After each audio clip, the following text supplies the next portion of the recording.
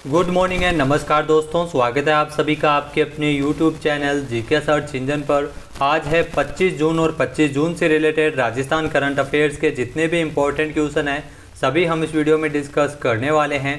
तो पूरा वीडियो बहुत ध्यान से देखना और वीडियो के एंड में मैं आपसे एक क्वेश्चन पूछूंगा जिसका आंसर आपको कमेंट बॉक्स में देना है। कल के वीडियो में मैंने आपसे एक क्वेश्चन पूछा था जो था हाल ही में राजस्थान सरकार ने किस जिले के राजकीय विद्यालय का नामकरण स्वतंत्रता सेनानियों के नाम पर करने के प्रस्ताव का अनुमोदन किया है। तो हाल ही में राजस्थान सरकार द्वारा जोधपुर और डूंगरपुर में राजकीय विद्यालय का नामकरण स्वतंत्रता सेनानियों के नाम पर करने का प्रस्ताव का अनुमोदन किया है। सी ऑप्शन यहाँ पर बिल्कुल सही था, उपरोक्त तो दोनों।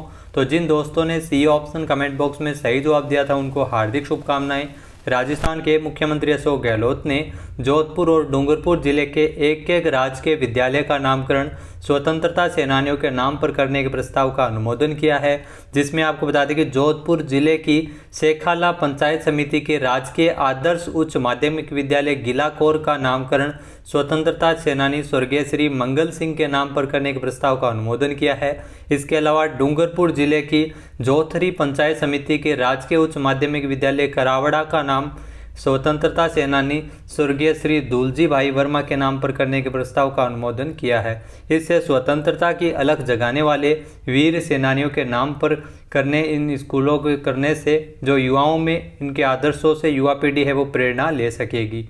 तो चलिए स्टार्ट करते हैं आज के करंट अफेयर्स। पहला क्वेश्चन है, हाल ही में राजस्थान के सरकारी कार्यालयों में सिंगल यूज प्लास्टिक बैन के आदेश कब से लागू किए जाएंगे? तो राजस्थान में 1 जुलाई से सिंगल यूज प्लास्टिक है वो सरकारी कार्यालयों में बैन होंगे। ए ऑप्शन यहाँ पर बिल्कुल सही है।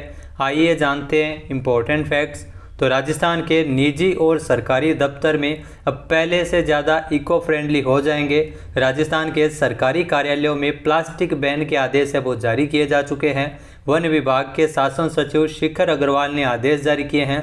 प्रदेश में 1 जुलाई 2022 से ये आदेश लागू होंगे।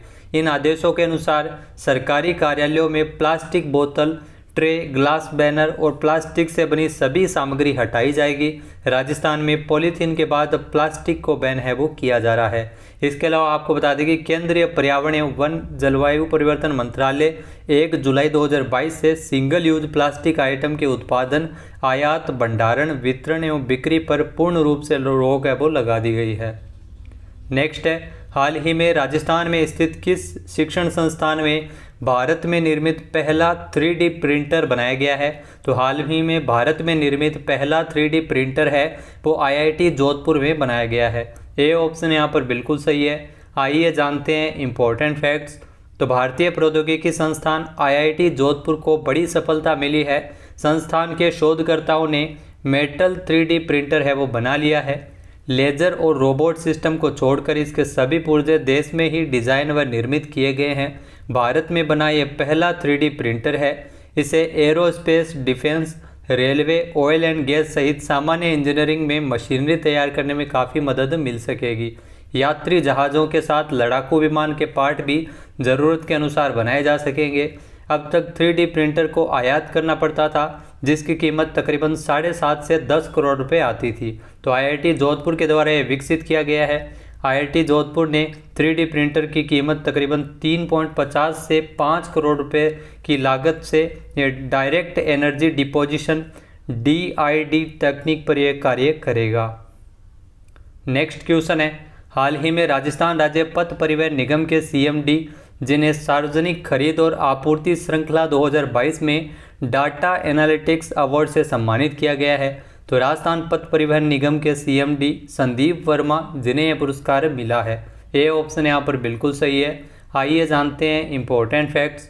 तो राजस्थान राज्य पथ परिवहन निगम के CMD संदीप वर्मा को भारत सरकार के वित्त विभाग के सहयोग से Arun Jaitley national institute of financial management द्वारा सर्वश्रेष्ठ पेपर सार्वजनिक खरीद और आपूर्ति श्रृंखला 2022 में डाटा एनालिटिक्स अवार्ड के लिए चुना गया है।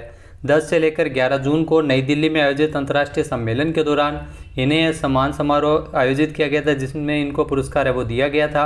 संदीप वर्मा द्वारा मुख्य क्षेत्र सार्वजनिक खरीद नियमों का उपयोग करके घरेलू विनिर्माण को बढ़ावा देना, उच्च प्रौद्योगिकी क्षेत्रों में अनुसंधान एवं विकास तथा नवाचार को प्रोत्साहित करने के लिए इन्हें यह पुरस्कार मिला है। संदीप वर्मा 1993 बैच के IAS अधिकारी है और भारत सरकार द्वारा पहले से ही अतिरिक्त सचिव के समकक्ष कई पदों पर कार्य करने के लिए उन्हें पैनल में शामिल किया जा चुका है। नेक्स्ट है, हाल ही में स्वतंत्रता सेनानी एवं स्वर्गीय कप्तान दुर्गा प्रसाद चौधरी पत्रकारिता पुरस्कार समारोह का आयोजन कहाँ किया जाएगा? तो इस पुरस्कार समारोह का आयोजन है वो जोधपुर में किया जाएगा, यानी सी ऑप्शन इसका बिल्कुल सही है। आइए जानते हैं इम्पोर्टेंट फैक्ट्स। तो स्वतंत्रता सेनानी स्वर्गीय कप्तान दुर्गा प्रसाद चौधरी पत्रकारिता पुरस्कार समारोह दैनिक नवज्योति की ओर से 29 जून को जोधपुर में इस सम्मान समारोह का आयोजन है वो किया जाएगा। पत्रकारिता सम्मान समारोह जो डालीबाई सर्किल के पास स्थित अमृतम पैलेस में जोधपुर में इसका आयोजन किया जाएगा। स्वतंत्रता सेनानी स्वर्गीय कप्तान दुर्गा प्रसाद चौधरी की 29 जून को पुण्यतिथि है। इसी अवसर पर CM अशोक गहलोत द्वारा ये पुरस्कार है वो वितरित किए जाएंगे। 2 अक्टूबर 1936 को कप्तान दुर्गा प्रसाद चौधरी ने अजमेर से साप्ताहिक नवज्योति के रूप में शुरुआत की थी समाचार पत्र, जिसे मिशनरी अखबार के रूप में संस्थापक भी थे। ये स्वतंत्रता के बाद जो नवज्योति एक दैनिक समाचार पत्र में परिवर्तित हो गई थी। नेक्स्ट है, हाल ही में मुख्यमंत्री निःशुल्क निरोगी राजस्थान योजना कब से राजस्थान में लागू होगी? तो राजस्थान में मुख्यमंत्री निःशुल्क निरोगी राजस्थान योजना है वो 1 मई से पूरे राजस्थान में लागू हो गई है। ये ऑप्शन यहाँ पर बिल्कुल सही है। आइए जानते हैं इम्पोर्टेंट फैक्ट्स। तो मुख्यमंत्री निःशुल्क निरोगी राजस्थान योजना 1 मई से पूरे राज्य में ये लागू हो गई है। सरकारी अस्पतालों में OPD तथा IPD मरीजों की समस्त दवाइयाँ तथा जांचें निःशुल्क इसमें रहने वाली है। राजस्थान में 1 मई से OPD और IPD सुविधाएं प्रदेशवासियों के लिए पूरी तरह से निःशुल्क कर दी गई है। 1 माह की अवधि में व्यवस्था का ड्राई रन है वो किया गया था और इस दौरान आने वाली समस्याओं को दूर किया गया था।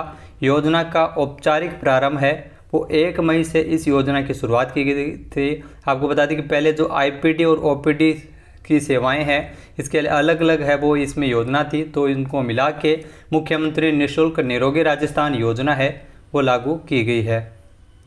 नेक्स्ट है, राजस्थान के किस जिले में ऑपरेशन संबल अभियान चलाया जा रहा है? तो राजस्थान के जयपुर में ऑपरेशन संबल अभियान है वो चलाया जा रहा है। सी ऑप्शन यहाँ पर बिल्कुल सही है। आइए जानते हैं इम्पोर्टेंट फैक्ट्स। तो राजस्थान के मुख्यमंत्री अशोक गहलोत द्वारा जो सामाजिक सुरक्षा से जुड़ी विभिन्न योजनाओं में पात्र लोगों को शामिल करने के लिए जयपुर जिला प्रशासन ने अनूठी पहल की है। ऑपरेशन संबल अभियान है वो जयपुर जिला प्रशासन के द्वारा चलाया जा रहा है। इस अभियान के तहत ऐसे लोगों की पहचान कर उन्हें योजनाओं से जोड़ा जा रहा है जो पात्र है और किसी कारण सरकारी योजनाओं से नहीं जुड़ पाए हैं। 16 मार्च 2022 से शुरू हुए इस ऑपरेशन संबल अभियान में अब तक तकरीबन 21,420 लोगों को लाभान्वित किया जा चुका है। अभियान में 8 योजनाओं का लाभ है वो दिया जा रहा है। नेक्स्ट है, हाल ही में किस राज्य में इस वर्ष 29 अगस्त से लेकर 2 अक्टूबर तक राजीव गांधी ग्रामीण ओलंपिक खेलों का आयोजन है वो किया जाएगा? तो आपको बता दें कि राजस्थान में इन खेलों का आयोजन है वो किया जा रहा है 29 अगस्त से लेकर 2 अक्टूबर 2022 तक, यानी बी ऑप्शन इसका बिल्कुल सही है। आइए जानते हैं इम्पोर्टेंट फैक्ट्स।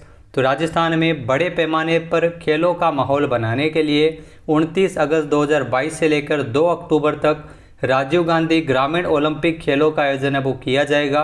देश में पहली बार ग्रामीण ओलंपिक खेलों का आयोजन है वो किया जा रहा है, जिसमें राज्य में तकरीबन 27 लाख खिलाड़ी इसमें हिस्सा लेंगे। सरकार ने 40 करोड़ रुपए के लिए इसके वित्तीय स्वीकृति वो इसके लिए मंजूरी प्रदान की है। इस ग्रामीण ओलंपिक खेलों में 11,341 ग्राम पंचायतों, 352 प्रखंडों और जिला और राज्य स्तर पर कबड्डी, निशानेबाजी, volleyball, tennis ball, cricket, kho kho और हॉकी प्रतियोगिताएं आयोजित की जाएगी। नेक्स्ट क्वेश्चन है, राजस्थान में वरिष्ठ नागरिक तीर्थ यात्रा योजना के तहत यात्रा बजट 13 करोड़ रुपए से बढ़ाकर कितने करोड़ रुपए किया गया है? तो हाल ही में राजस्थान में वरिष्ठ नागरिक तीर्थ यात्रा योजना के अंतर्गत 13 करोड़ रुपए से बढ़ाकर जो बजट है वो 30 करोड़ रुपए किया गया है, यानी बी ऑप्शन इसका बिल्कुल सही है। आइए जानते हैं इम्पोर्टेंट फैक्ट्स।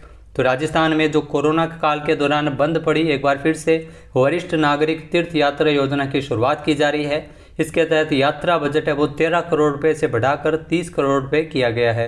इस साल देश में हवाई यात्रा की इजाज़त नहीं होगी, लेकिन फिर भी राज्य सरकार द्वारा केवल हवाई मार्ग से काठमांडू नेपाल में पशुपतिनाथ की यात्रा करवाई जाएगी। इस साल से यात्रियों की संख्या भी 5,000 से घटाकर 2,000 की गई है। यात्रा में केवल 75 वर्ष के वरिष्ठ नागरिक को ही सहायक ले जाने की अनुमति दी जाएगी। पिछले 2 साल से कोरोना के कारण इसका यात्रा का आयोजन है वो नहीं किया गया था, लेकिन एक बार फिर से इसकी शुरुआत की गई है।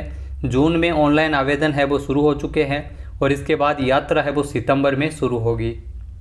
नेक्स्ट है, हाल ही में किसे राष्ट्रीय जांच एजेंसी का नया महानिदेशक नियुक्त किया गया है? तो राष्ट्रीय जांच एजेंसी NIA का महानिदेशक नियुक्त किया गया है दिनकर गुप्ता को। ए ऑप्शन यहाँ पर बिल्कुल सही है। जो आपको तस्वीर में दिखाई दे रहे हैं यही है राष्ट्रीय जांच एजेंसी NIA के नए महानिदेशक नियुक्त किए गए हैं। आइए जानते हैं इम्पोर्टेंट फैक्ट्स। तो 1987 बैच के IPS अधिकारी और पंजाब पुलिस के पूर्व प्रमुख दिनकर गुप्ता को राष्ट्रीय जांच एजेंसी NIA का महानिदेशक नियुक्त किया गया है। नियुक्ति समिति ने 31 मार्च 2024 तक इनका जो कार्यकाल रहेगा, जो दिनकर गुप्ता NIA के प्रमुख के रूप में इनकी नियुक्ति को मंजूरी प्रदान की गई है। राष्ट्रीय जांच एजेंसी NIA भारत की प्राथमिक आतंकवाद विरोधी कार्यबल है। इसकी स्थापना की बात की जाए तो 2009 में इसकी स्थापना की गई थी। नेक्स्ट क्वेश्चन है, हाल ही में किस राज्य को राष्ट्रीय MSME पुरस्कार 2022 में प्रथम पुरस्कार से सम्मानित किया गया है? तो हाल ही में ओडिशा को राष्ट्रीय MSME पुरस्कार 2022 के अंतर्गत प्रथम पुरस्कार से नवाजा गया है। ये ऑप्शन यहाँ पर बिल्कुल सही है। आइए जानते हैं इम्पोर्टेंट फैक्ट्स। तो ओडिशा के सूक्ष्म लघु और मध्यम उद्यम विभाग को राष्ट्रीय MSME पुरस्कार 2022 में प्रथम पुरस्कार से नवाजा गया है। ओडिशा को इसे MSME के क्षेत्र में प्रचार और विकास के क्षेत्र में उत्कृष्ट योगदान के लिए राज्यों और केंद्र शासित प्रदेशों की श्रेणी में सम्मानित किया गया है। बिहार और हरियाणा ने दूसरा और तीसरा स्थान प्राप्त किया है। पहले स्थान पर ओडिशा रहा है। MSME पुरस्कार 2022 के अंतर्गत राष्ट्रीय MSME पुरस्कार 1983 में इसकी स्थापना की गई थी। अब बात कर लेते हैं आज के हमारे क्विज की। तो आज का हमारा क्विज है, हाल ही में जयपुर में पद्मश्री स्वर्गीय अर्जुन प्रजापति की स्मृति में अर्जुन कला अवार्ड किसने प्रदान किए? एक बार फिर से सुनिएगा, जयपुर में पद्मश्री स्वर्गीय अर्जुन प्रजापति की स्मृति में अर्जुन कला अवार्ड है वो किसके द्वारा दिए गए थे? इसका सही आंसर आपको कमेंट बॉक्स में देना है। और अगर ये वीडियो आपको पसंद आए तो इसे लाइक और शेयर ज़रूर कीजिएगा। साथ ही साथ हमारे चैनल को भी ज़रूर सब्सक्राइब करें। वीडियो की जो PDF फाइल है वो आप वीडियो के डिस्क्रिप्शन बॉक्स में टेलीग्राम चैनल का लिंक दिया हुआ है, जिसको आप ज्वाइन करके सारी PDF वहाँ से ले सकते हैं। इसके अलावा इस क्वेश्चन का आंसर आप वोट करके भी कर सकते हैं। वीडियो देखने के लिए धन्यवाद। जय हिंद, जय भारत, जय राजस्थान।